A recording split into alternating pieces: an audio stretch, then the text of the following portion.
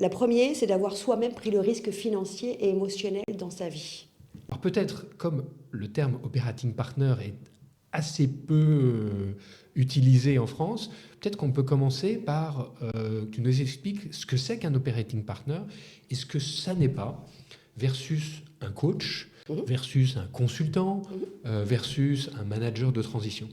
Donc C'est tu peux me dire c'est quoi un operating partner? c'est là que merci pour la phrase, mais qui est réellement ce que je pense. Un entrepreneur, c'est pas juste un dirigeant. Il faut d'abord avoir créé de zéro, accepter de ne pas dormir, prendre des risques. Qui dit prendre des risques, dit forcément échouer et rebondir.